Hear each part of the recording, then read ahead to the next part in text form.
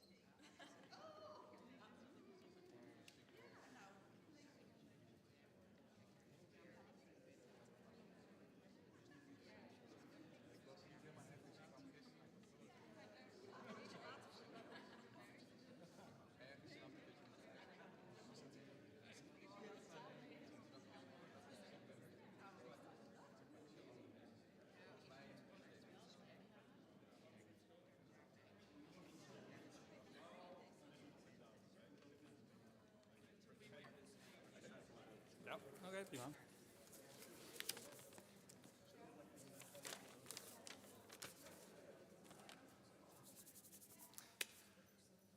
Okay, welcome everybody. This is a little bit awkward. I don't know if somebody's doing the sound. Maybe I should stand a little bit back.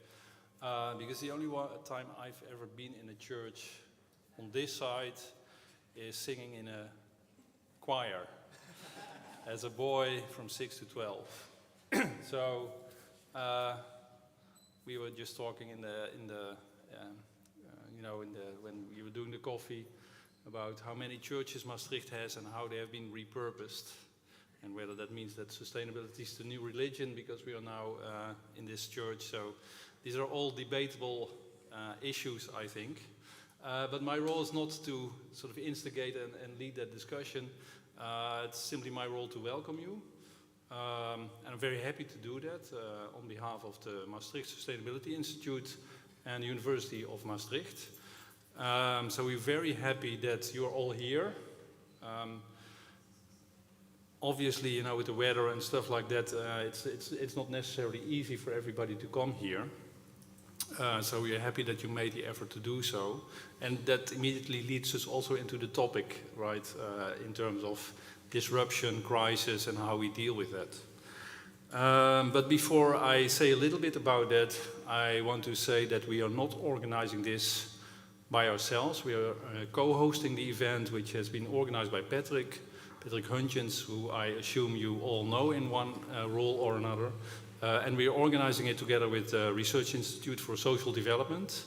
And the co-host for this first part of the event is Paul Led, so he will take the floor in a couple of minutes. But then there's also a group of other organizations that has made this event possible, and we're very happy to have them as collaborators to the Institute as well. So I'm going to read the list now, because it's actually quite a long list. So it's Friends of Europe, from Brussels, Belgium, the United Nations University, and now I even have to use my glasses. I printed it out sort of in a big font, but still not big enough. So the Maastricht Economic and Social Research Institute and Innovation and Technology, so that's MERIT, a very sort of an institute with a long transition on studying sort of innovation and economics in a broad context from Maastricht. The Green Economy Coalition, a global movement for green and fair economies. the Global Research and Action Network for a New Eco-Social Contract. So that's an action network that's very specifically targeted to the topic of today. One of the spearheads of the School of Business and Economics at the university, which is the Maastricht Observatory on Resilient, Responsible and Sustainable Enterprise and Economy, or MORES for short. And then Studio Europa, an organization from Maastricht, the Netherlands, with whom we collaborate more often as a university. So each of those organizations you will also meet throughout the day, because they will be sort of involved in different ways in the activities. So don't worry if you don't know them yet, and don't expect me to tell you a lot about it, because we don't have the time for that. But I do want to say a little bit about the Institute and about the centrality of this topic for the Institute. And that has to start, I think, with sort of the, I would say, inevitable conclusion that by now, if we talk about sustainability, then we're not talking about mapping out pathways for reaching targets in the coming decades, right? We've done that for 50 years, and we've had some successes, but we definitely weren't able to do enough to prevent sort of the current situation. So I think we are dealing with a situation where now increasingly we have to deal with disruptions and crises, and they have two major causes, I would say. So one is crisis as a result of, or that basically come from our long-term consequences from human action, global warming, etc. Just sort of summarizing it like that, I mean, there's more than just carbon to worry about, but you get the point when I mentioned that as sort of the flagship challenge that we have. And the other one, which maybe is a little less sort of common to mention, but I still think it's important to frame it in this way, is the effect of disruptions that are actively sought by activists, by entrepreneurs, by politicians, to basically break down the current system, because somehow people believe that actually through that disruption we can go to a new situation which is better. And to some extent you can say the sustainability movement is one of those disruptors, but there's also a lot of other sort of initiatives, strategies, you know, the Elon Musks and Zuckerbergs of this world that very actively seek to sort of, you know, break the current system and create a new system. And that doesn't always help us to become more sustainable. So it's the combination of those two trends that sort of shape our current societies and the predicament that we are in. And at the Institute, we very much want to do research you know, that recognizes those trends and tries to deal with them. So currently, or this year, we will be celebrating our 25th anniversary. We will sort of organize a number of events around that. But we have a tradition in doing research on transitions. So we started very much from this notion of the long-term, you know, pathways to sustainability. And more we're recognizing that we actually need to deal with these questions of crisis and disruption. And the way that we do that, and the tradition of the Institute, is to do that through transdisciplinary research. So we are academics, but we really want to do the research working together with societal stakeholders, working through the problems that they have, and basically develop our academic insights and practical insights in a way that they actually make a difference in society. We can do that better than we currently are doing that, but it's definitely the objective that we have, and that's also part of the heritage of the Institute, I would say. So that's our approach. And then if you ask me, you know, what are the sort of the ways in which you look at that, you know, as a sort of action-oriented perspective. Of course, we focus on things like circular economy, sustainable cities, etc., etc. But there's basically two focal lenses that are being developed in the Institute, which are really sort of pertinent. One is the notion of a resilient society. So we have to accept that these disruptions will take place. We will have to deal with them in the coming decades. So how do you build a society or create a situation where we can sort of in a positive way deal with all those challenges that we are facing. So resilient society is one lens, and the second lens is about multiple value creation. And this is really about acknowledging that many sort of, organizations in society, politicians, I mean, they're faced with multiple challenges. And we need to address those challenges at the same time, which means that we have to make choices and we have to do more than just rely on markets to hope that through market coordination everything will sort itself out. So that means that we need processes of deliberation, of sitting together, collaborating, etc. And that, of course, brings me to the topic and the theme of today's round table. So talking about a new social contract or eco-social contract, or however you precisely name it. I mean, there's different versions around, but I mean that notion of really sort of engaging with other parties and developing sort of strategies in some form of active coordination, that's really at the heart of it. So that's a little bit of a contextualization of the day, also in relation to our institute. Again, very happy that we can host this. Very happy to have Patrick as one of our members developing this. And I just would like to ask Paul now to take the floor and introduce, himself and his organization, and get us going in the day. Thank you.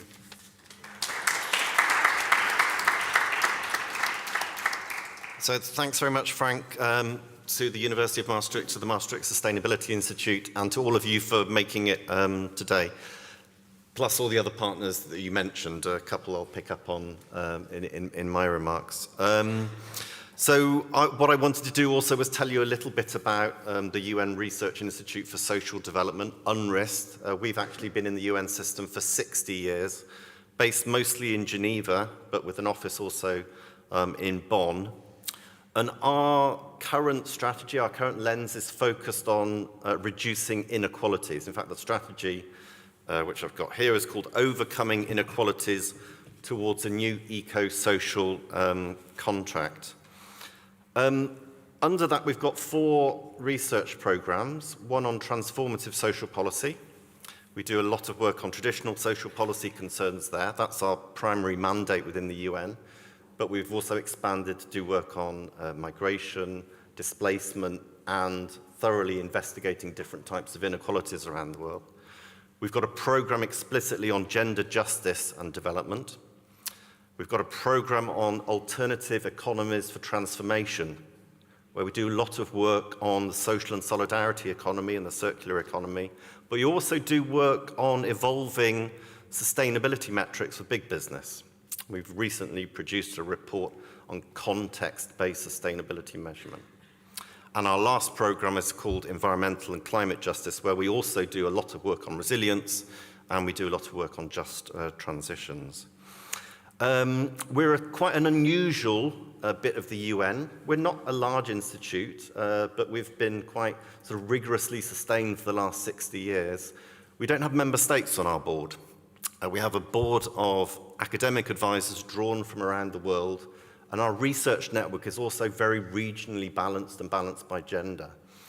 And what that autonomy has given us from member states is that we're a bit of the UN that tends to be, I guess, a little bit more progressive, can ask the more difficult questions around politics, around power, around distribution, around attribution. And so that gives us a little bit of an edge. And when we do our job well, essentially we bring academic voices from all around the world into the UN system to try to help UN member states make better policy decisions at their national level. At the end of last year, we don't do this every year, we do it every 5 or 6 years, what we call a flagship report. And it was called Crises of Inequalities Towards a New Eco-Social Contract. And, it's very difficult to go to any sort of meeting on sustainability these days without having the preface on the many challenges that we're facing, the polycrisis that some people call it. The war and aggression in Ukraine, the inflationary impact of that and the cost of living crisis that comes on the back of COVID. We've got the environmental crisis and the climate crisis. But we've also got political crises playing out in different parts of the world. We've got a decline in trust in formal institutions, in governments, in the UN system, in other bodies. We've got a crisis of truth in many respects. We've got a crisis in science. We've got a crisis of people respecting science.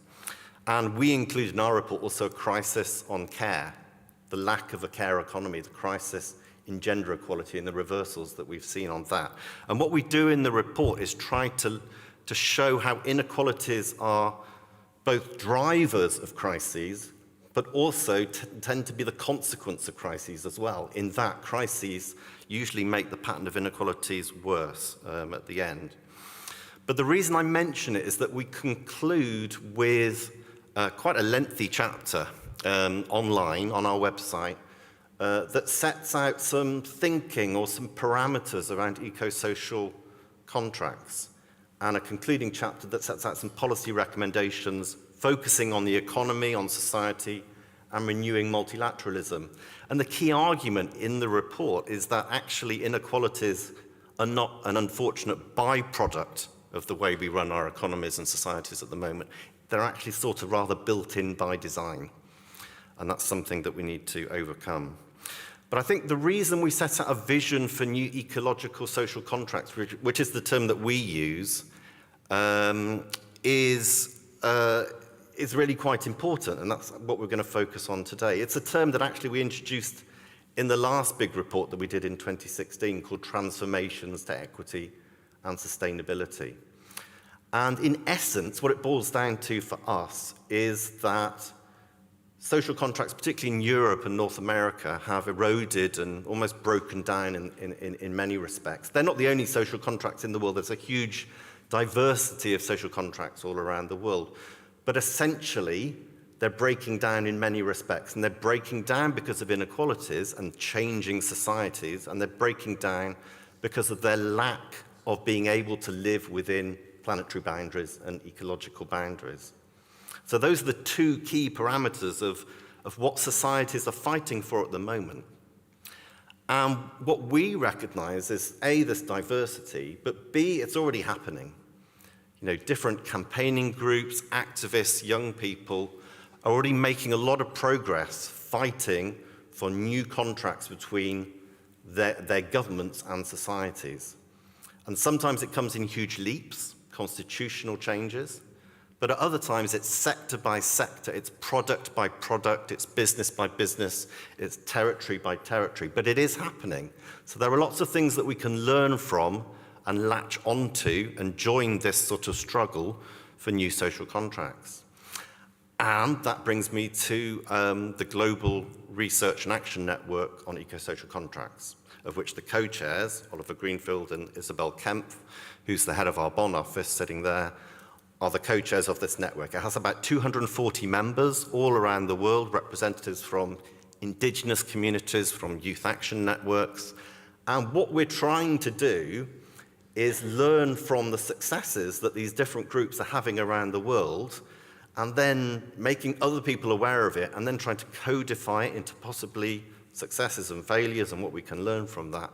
But basically to grow this heterogeneous movement for new social contracts around the world. And Patrick Hutchins, who you'll hear from later, and Najma Mohammed have just produced the latest policy brief under that Global Research and Action Network called Dismantling the Ecological Divide. That's all I wanted to say about UNRIST. I'm going to look forward to talking to many of you later today. We've got two keynote presentations to hear from this morning before we go into the more interactive sessions. The first is from Kumi Naidoo, who many of you will know, a long-time South African human rights and climate activist, previously the head of Amnesty, previously the head of Greenpeace. In his youth, joined the struggles against apartheid in his native South Africa, a long history of fighting for economic and social justice. And we're going to hear from him first, and then I'll introduce our second keynote speaker after we've heard from Kumi.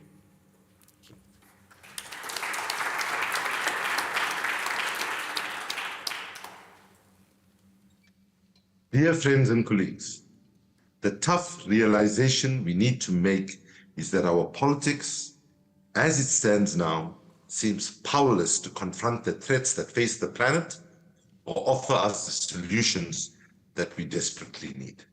In fact, some could argue that the politics and power structures that exist today are the very structures that have brought us to this calamitous point. When we talk about a social contract, we are talking about the unspoken agreement that exists between our governments and their citizens. The agreement that is supposed to protect and support the well-being of all its people. It is clear that this contract is not being implemented. We are seeing much more protection of profit and those that benefit from profit than the people as a whole. In fact, some would say, actually, the social contract is not broken. That in fact, the social contract we have going right now is exactly what was intended. That is to benefit a handful of people at the top, get people in the middle to defend that system by giving them a few crumbs and leave the majority of people excluded. For instance, in the wake of the 2008 economic collapse, what we needed then and desperately need now is system innovation, system redesign, and system transformation. But what we got then and what we are getting now again after the COVID, when we heard a lot of words like Build Back Better, which is fading very quickly at the moment, what we got was system protection, system maintenance, and system recovery. What we need is a new eco-social contract that can hold those in power to account and will protect people and the planet on which we live. A contract that will ensure that we have a future to look forward to and that understands that humanity and the natural world are inextricably interlinked. This new eco-social contract must be defined by the people, for the people, to protect and ensure that we will have multiple pathways for people to participate in this struggle. A new social contract, as defined by those it affects, might ensure the rights to deliberative democracies or give rights to nature, as we've seen in recent years, where lakes, rivers, and other such natural bodies have been able to sue for infringements on their rights when, for example, they have been polluted by corporations. There are concrete pathways today to economic, political, social, and environmental justice that new social contracts can and must create. When we focus on the power that people do not have, as opposed to the power that people still do have, then we are making a mistake. We got to understand that notwithstanding colonialism, slavery, and the multiple other injustices that people have faced, that people still have agency. And if we do not recognize the agency of people, we will never be able to build the kind of eco-social contract that we need. So when we look at the different powers that people have, and I talk in 4 quadrants. In the first quadrant, we need to harness people's autonomy. People have power as voters and citizens in societies, engaging in democratic elections, even though many election systems have been captured, poisoned, and don't deliver the genuine will of the people anymore. It is people who have power as enforcers of transparency and accountability. People also have power through social movements, NGOs, trade unions, newspapers, and other organizations. And people have shown during COVID how much of power they have as volunteers taking private action for the public good. The second area we need to consider is harnessing our creative participation.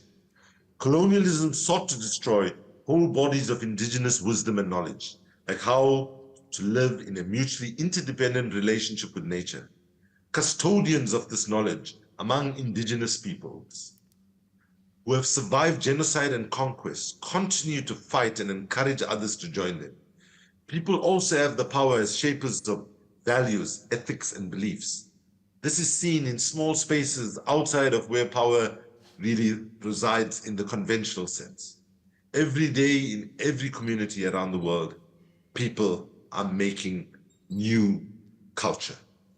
Importantly, people also have power as makers of culture and all forms of art. One of the reasons we are failing is that activism has placed a disproportionate focus on the repressive state apparatus such as the military, police, and legal system. However, the biggest threat we face today is the ideological state apparatus. The framework for education, schooling, religion, most social norms and customs, the funding of arts and culture, and crucially, the framework for media and communications.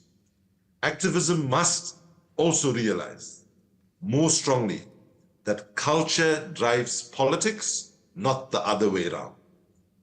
The third area which we tend to overlook is the harnessing of our wealth. Many people hold bank accounts, even if we do not have too much in them. And that gives us power. People have power as holders of insurance policies and other similar financial products. And people have power as owners of other capital and assets. We must make these systems work for us and the planet. So in Queensland, Australia, there was an effort by the Adani Group to build the biggest coal mine in Australia's history. And citizens mobilized and went after all 4 banks in the country, made sure they protested outside every branch of every bank in Australia, such that eventually, whether you had $5 in your bank account or $5 million in your bank account, you were able to aggregate that power, and all 4 banks in Australia took a decision not to lend to that devastating coal mine. Unfortunately, it still goes ahead on a reduced basis, but the struggle continues to stop it even as we speak. Last, harnessing our consumption power, the 4th quadrant.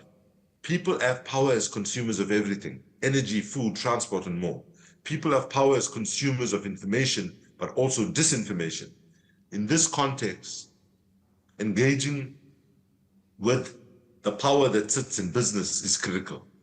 We need to do what the business community and governments do to us all the time, which is divide and rule. We must not make the mistake of seeing either governments or business as homogeneous monoliths where there's no room for difference and diversity, and for us to be able to pull out the best from some good people stuck in sometimes really bad institutions. So I want to be clear. Although individual action is important and necessary tactic, we must embrace wholeheartedly. We must not be swayed by the idea that the tipping point for averting catastrophic climate change hinges on individual action, as some of our policymakers and some in the corporate sector love to do. But our success will depend on the collective sum of all our actions. On the other hand, some individual actions will be heavier than others. The health of our climate does hinge on the actions and choices of a few individuals who have chosen to lead us. It is our political and business leaders who we must impress upon the gravity of responsibility of the job they have signed up for. We need bold, courageous leadership to pave the way for our actions, to land on fertile soil, and create an enabling environment for all to participate in climate action. At this moment, all the possible futures that we face involve radical, fundamental, structural change to our economy, if we are to find a way of living safely within the boundaries set by nature. Either we enact sweeping policy change to fundamentally re-gear the ways our societies function, or the threats of a destabilized climate, a collapsed biodiversity, sea level rise, and zoonotic disease will overwhelm our societies and economies and force radical change upon us. And many of us may not be able to survive the next wave of the crisis. New eco-social contracts created by the people, for the people, will be able to center these pathways to make sure that people can take action and participate in creating a more just world. The support, the Green Economy Coalition, the International Trade Union Confederation, the UN Secretary General, BLM, Black Lives Matter, and many others have expressed for a new social contract must be seized upon and acted on with urgency. But at this moment, we must also say quite strongly that to make this agenda move forward, Just as we say it cannot be business as usual and government as usual, we must also say it cannot be activism as usual. The scale of change that we are talking about here will require a scale of mobilization of people, power, and popular participation on a scale that we have never seen before. Anything less than that will never give us the kind of aggregated power that we need to push for big changes to happen in a very, very compressed time span, which the science has said is less than 10 years as we speak, to get emissions to peak and start coming down drastically. So when we think about what is this new form of activism, we need to be thinking about whether we continue to just try to win arguments by aiming everything that we say to people solely at the heads in terms of facts, facts, facts. Facts are important and we must not deviate from them, like the right wing does. However, what we can learn from them is that they also target the heart. We need to be able to reach people through culture and so on. And that is why one of the things that is getting great momentum across the world today is the power of artivism. How do we bring arts, culture, and activism together to be able to push for a new eco-social contract so that people who are not educated can be part of that struggle? People who can sing and dance and celebrate the culture can have a core leadership presence in the way we build narratives for the kind of future that we need in the future, need as we go forward. So, dear friends, we are at an inflection point. We can continue with business as usual in our different institutional environments, or we can have the courage to listen to what Albert Einstein once said, when he said, the definition of insanity is doing the same thing over and over again, expecting to get different results. I put up my hand and confess to meeting that definition of insanity. But I am trying to break out of that, and I invite you to do that.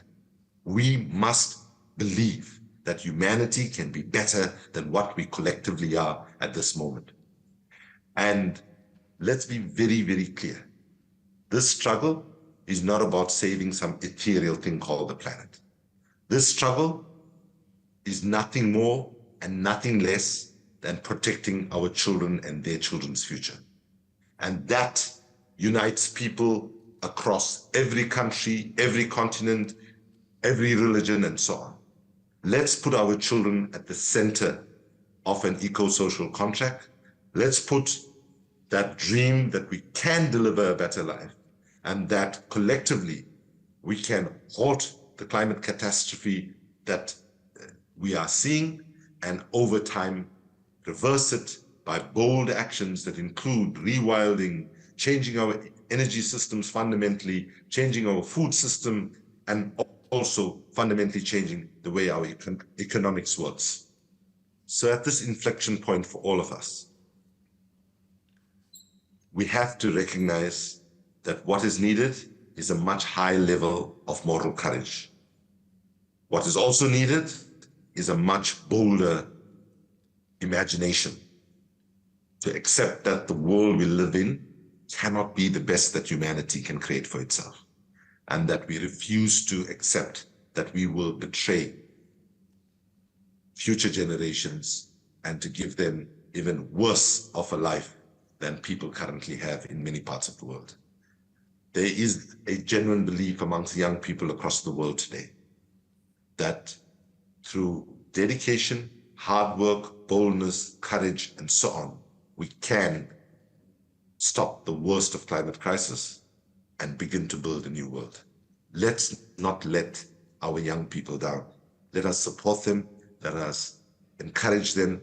And if we have run out of fresh ideas as a generation, then I say, let's get out of the way as well and create space for new ideas, fresh thinking, new ways of doing. And to our leaders, we must say, whether you hold political or business leadership, if you do not have the courage to be willing to dream with us and to set new rules, because that is all we are saying. We need new rules of how our governments engage with our people. That's what a new social contract is. That's what we should fight for, and let's make it an eco-social contract. Muchas gracias. Merci beaucoup. Asante sana. Thank you very, very much, and Hope you have a very, very good roundtable.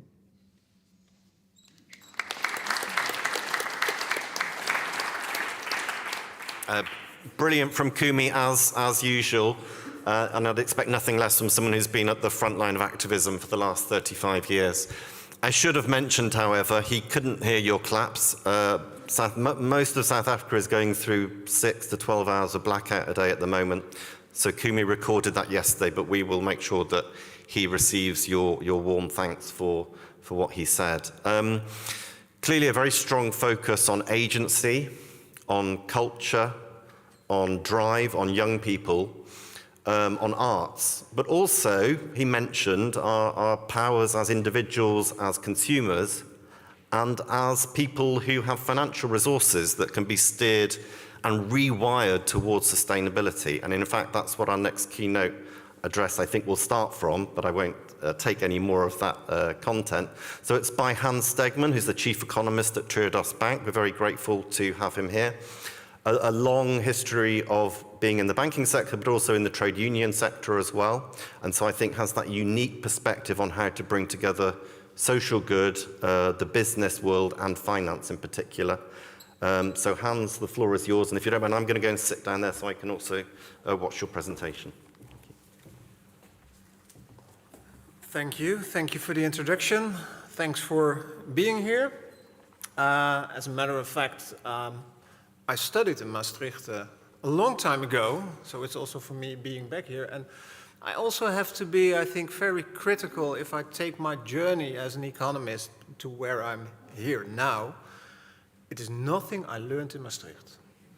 It's really nothing I learned here at the business school in Maastricht when I studied economics. It is useful, kind of.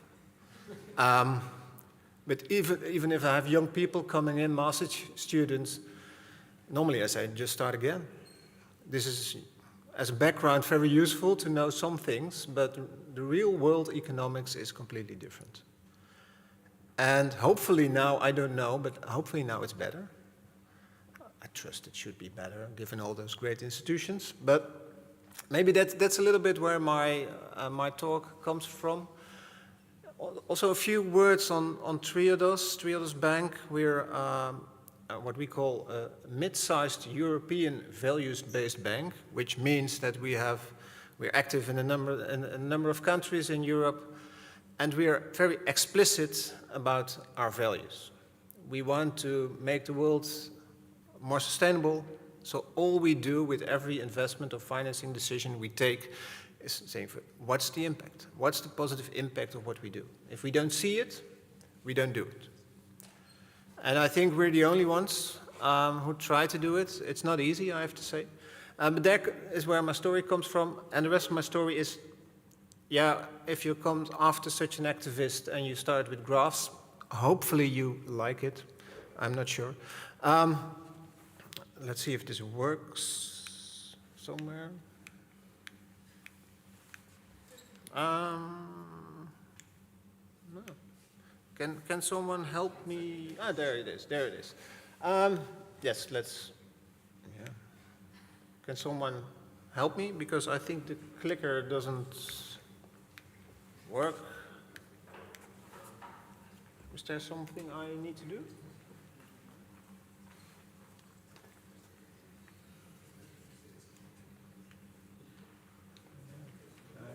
Ontvangt het niet. We kunnen dan met de hand doorklikken. Ja, dan moet je een heel klikken hoor. Oké. Okay. Okay. It doesn't work, but can I have the next slide, please? Then we do it this way, and the next one, because this is also very interesting.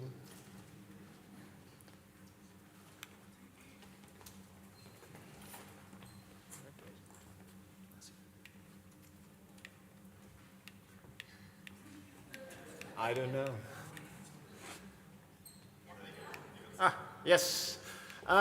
This was already, yeah, but it takes too much time. Yeah. I think we missed some connection. I'm going to try this one. Yeah. What I want to say, and it was already in the introduction of Paul, was about the polycrisis. And yes, what we see I think this is a new term that started a little bit more than half a year ago, or it was already introduced a little bit earlier, but it was getting more mainstream, I think, in the last few months. And what I wanted to show in this graph, which doesn't work, I think I just have to go there and do my presentations from there. Does that one work or not? No. Okay, this is not very helpful. How can we do that? Yeah, that would be... there it is. And then it's gone. Yes. This is what I want to show. It took me a lot of time to make this, of course. Because for economists, this is quite complex, and it is quite complex. And what economists do is say, we don't have any complexity, we take a reductionist approach. And if you have a polycrisis, it's also the same in politics and whatever, but especially economists and the financial sector have a tendency to say, oh, we have a problem with sustainability, let's do climate change. That's the only thing we get. And then we make a lot of regulation to only talk about climate change. But if you have this, and you are an economist, and you start only from the inner cycle, and you recognize, which most economists, by the way, don't do, that economics or the economy is a subsystem of our social system, which must be within our ecosystem. Oh, there we have the ecosystem. It has its own way of doing. Can I go one slide back? Yes. If you recognize this, and you also say, yes, but everything is interconnected, then it's hard to know where to start. And I want to go, can I have the next slide, please? Maybe this works, yes. And I want to give some developments. I think this one, you know this one, Planetary Boundaries, Stockholm Resilience Center. This is the old 2009 one and the 2022 version. And we have to be very precise. It's not that we have transgressed much more boundaries, but we have calculated more boundaries. And then we see that we transgress more. So let's be very specific about it. And what we also see that never, when we do more research, we have a positive result on this. So our ecosystem, our dire states, can I have the next slide? And press again, please. Yes, back one. Yeah. One forward. No? Yes, the elephant. This is a nice new game, I think.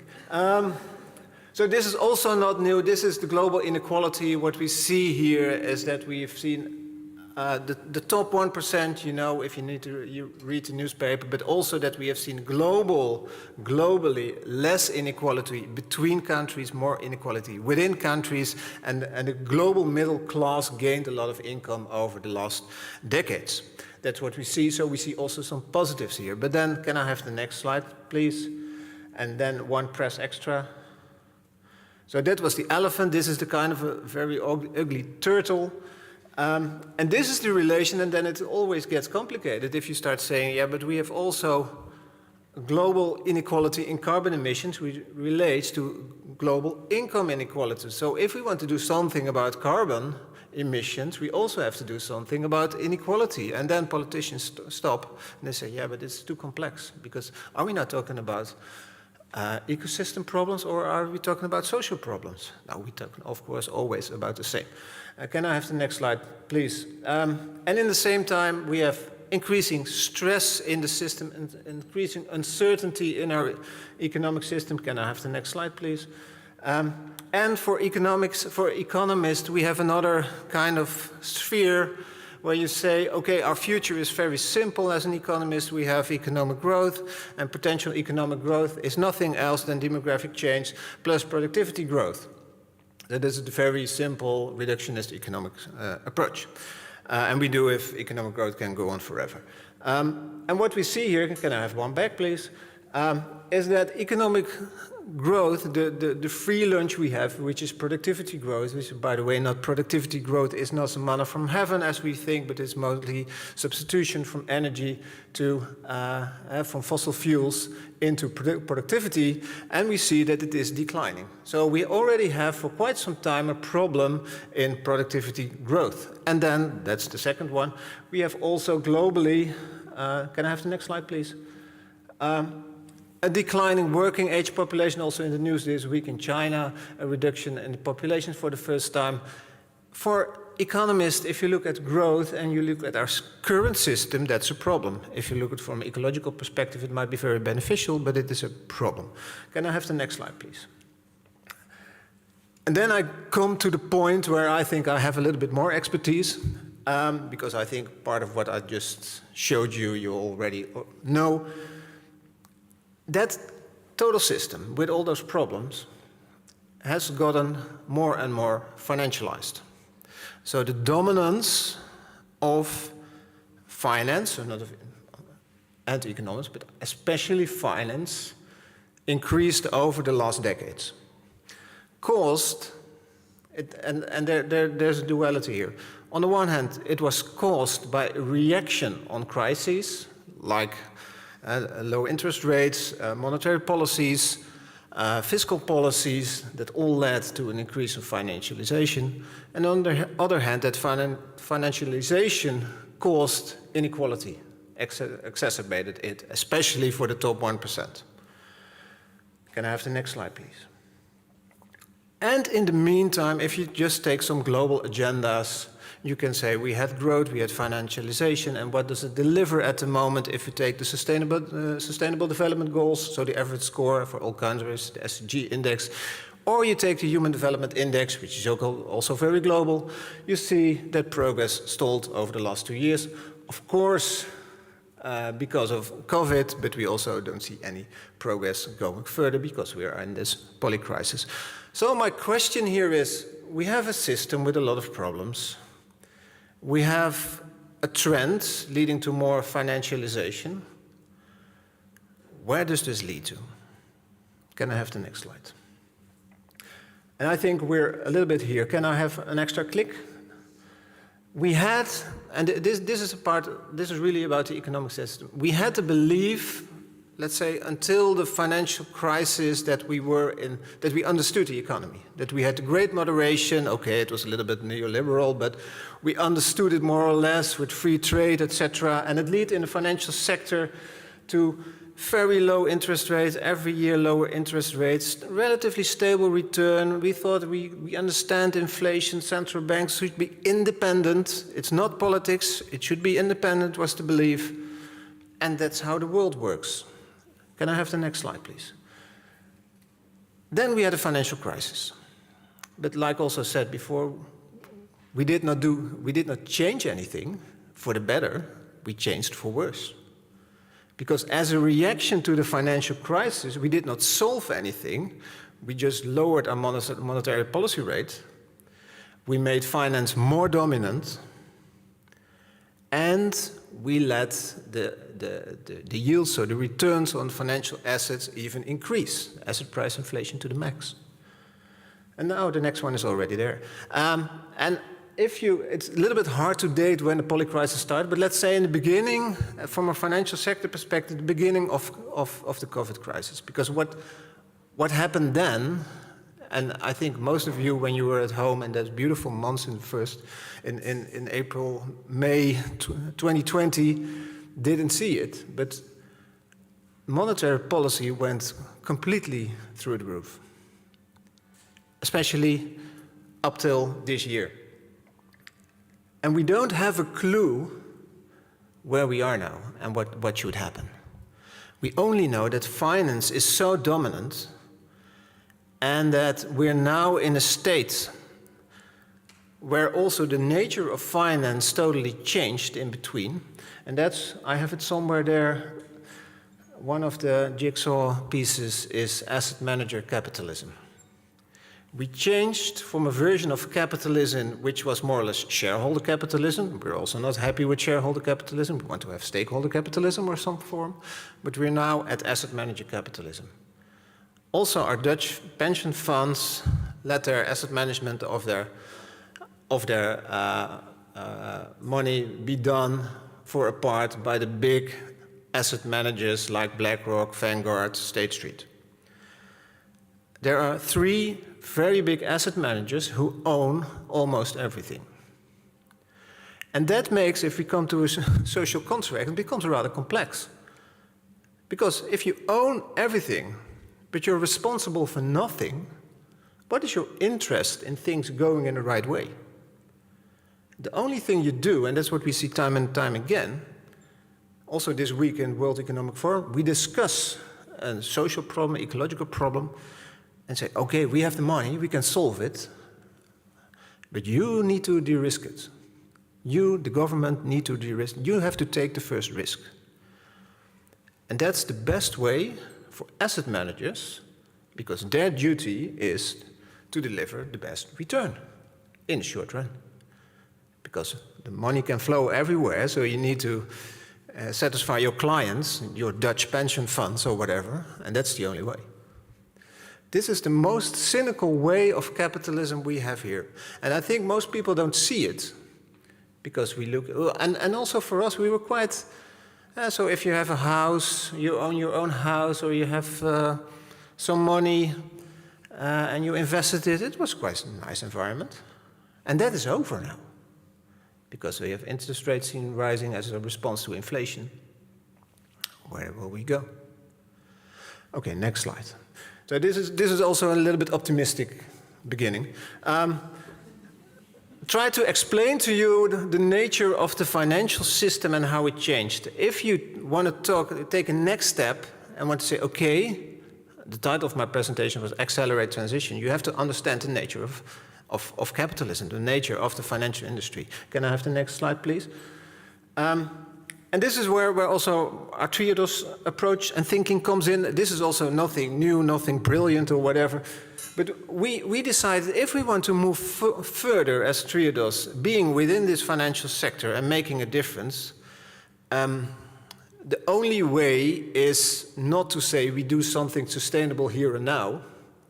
No, we want to have a forward-looking lens and to understand how we can make a difference for the world to come. This might seem quite obvious or vague, but it's a difference between saying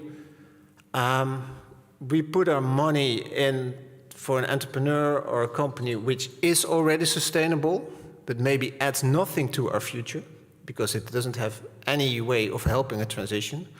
Or we try to understand better, can we, with our network and our money, help a firm and a client, a project, accelerating a transition, so moving forward. And therefore, if you want to do something like that, you need to have at least some kind of vision.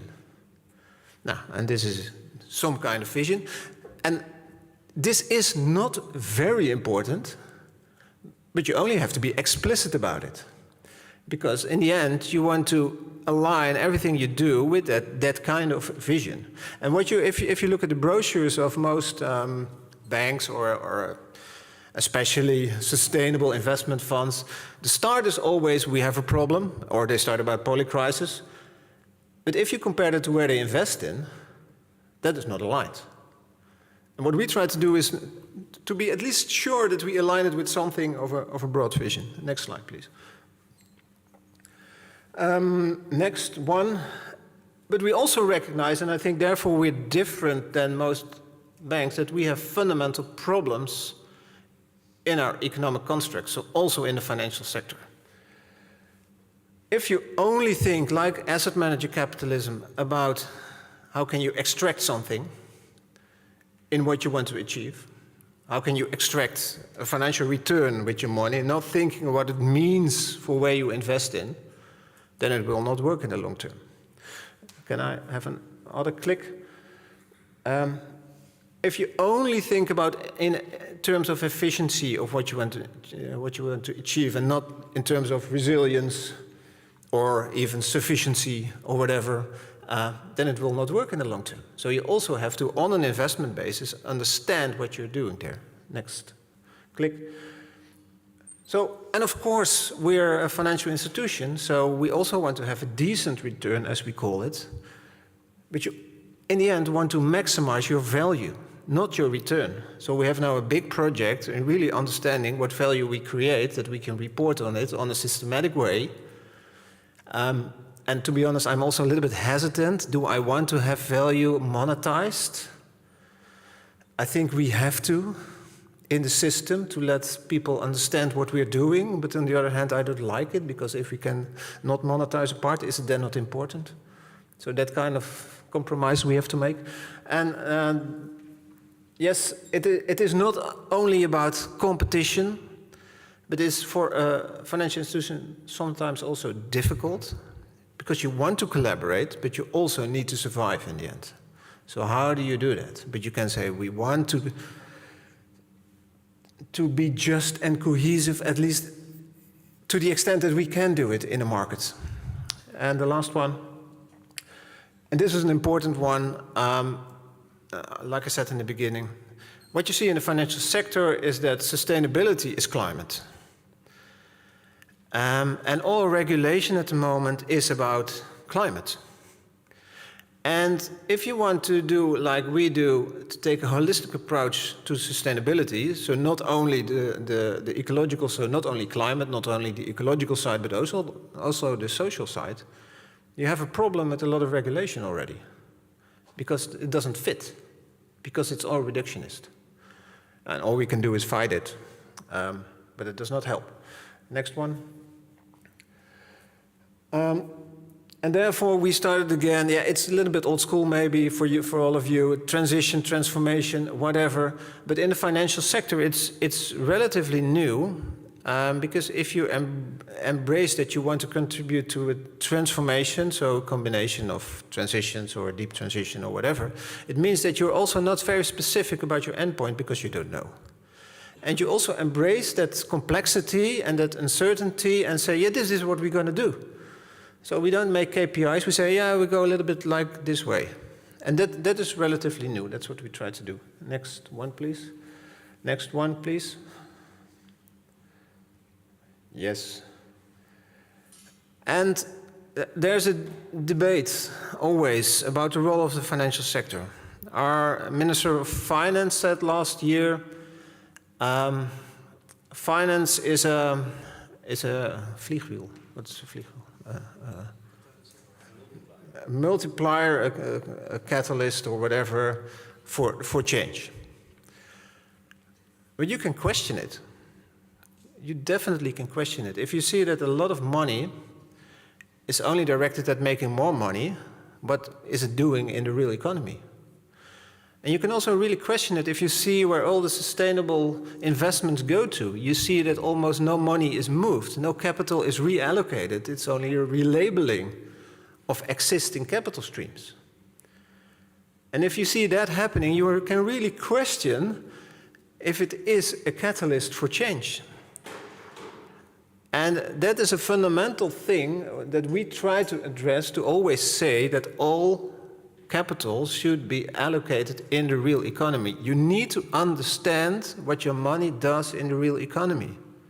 If you don't understand it, it probably does not do anything. And this is very difficult for a lot of people to relate to. Also, if you yourself invest in a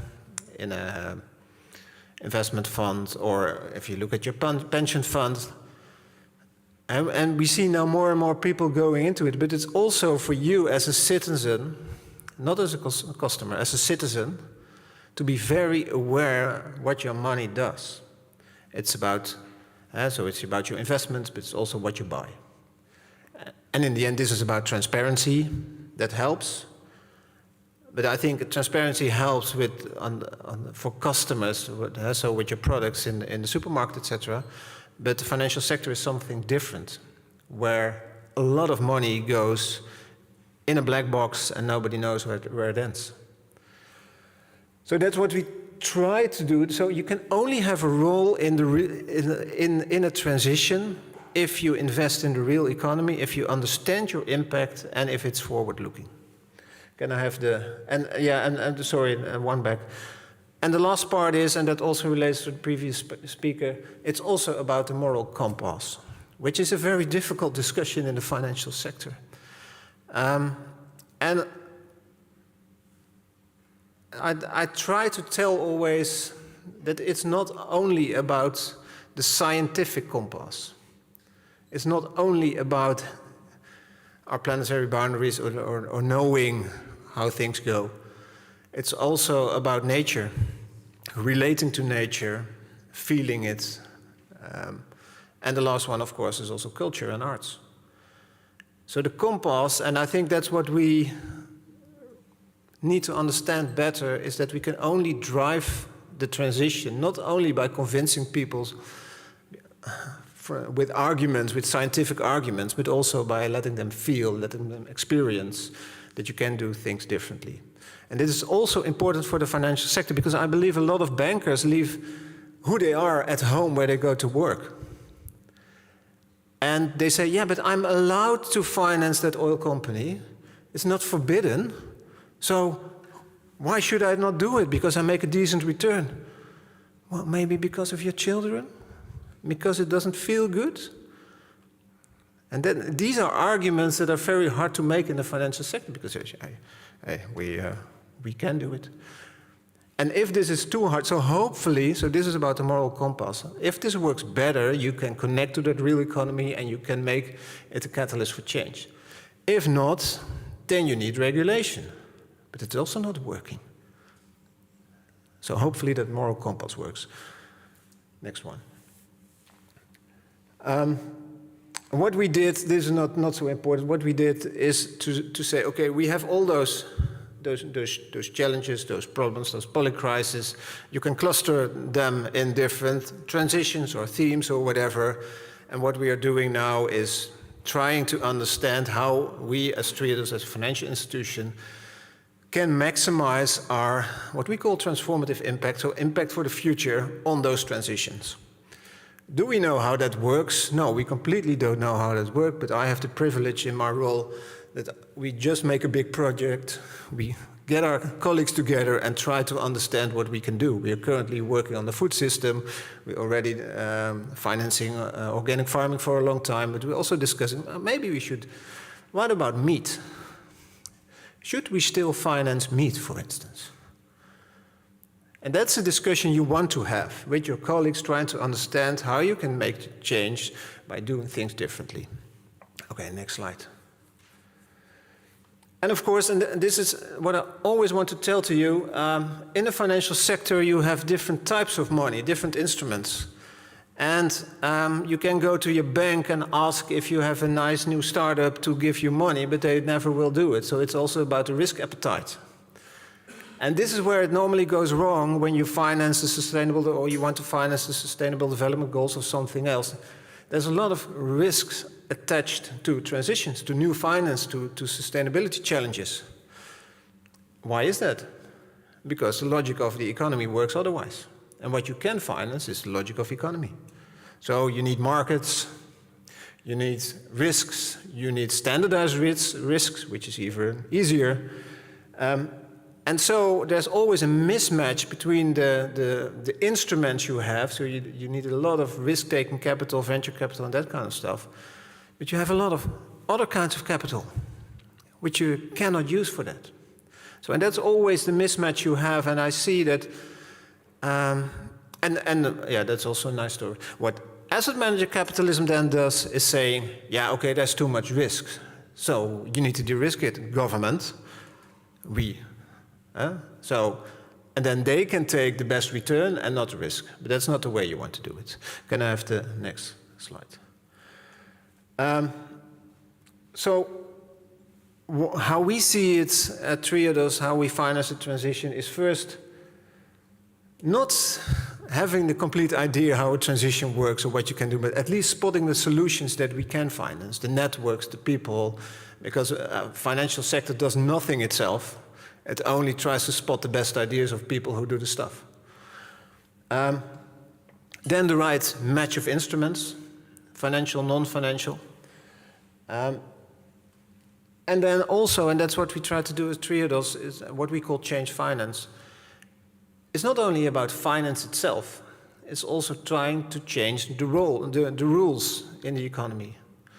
For circular economy, try to have different rules, how you handle resources and that. So this part is also, yes, lobbying, and that's not a dirty word then, if you try to use it in a transition. One of the last slides, I think. I'll skip this one. Because I'm not trying to be too cynical, but if you see where money goes, I have just 3 transitions. And you see that trillions of dollars are going completely in the wrong direction, and especially for the first one, the energy transition, it's going completely wrong this year. So all the subsidies on fossil fuels going completely in the wrong direction. And then we can say, yeah, but higher prices are also a good incentive for renewables. Yes, that's also true, but in the meantime, our money, public money, goes to subsidies of fossil fuel. And so you need to change those incentives, and this is, I think, the last slide. Can I have the next slide?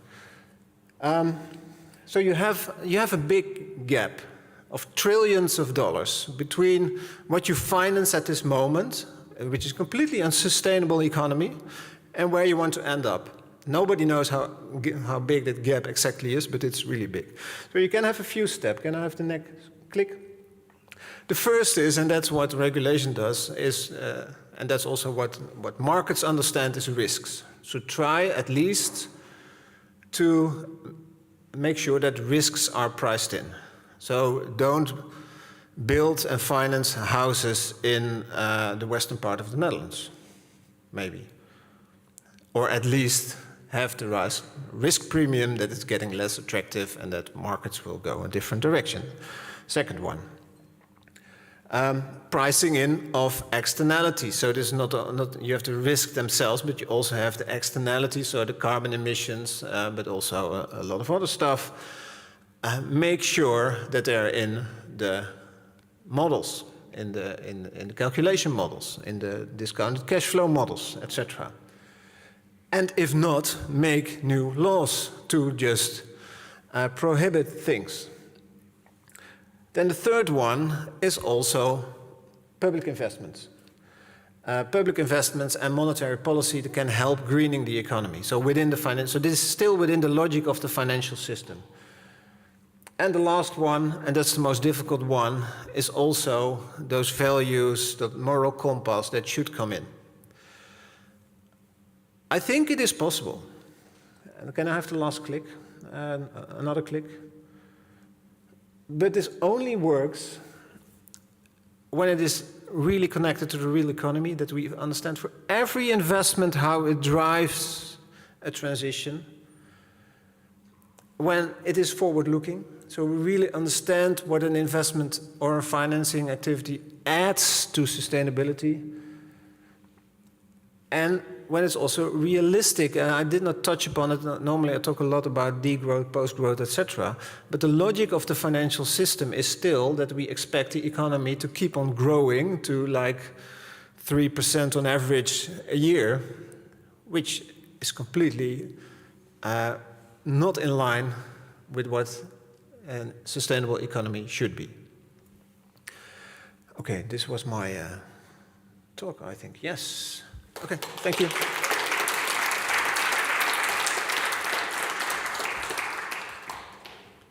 So thank you very, very much, Hans. We're going to go quickly into the next session, which is going to be headed by Oliver Greenfield.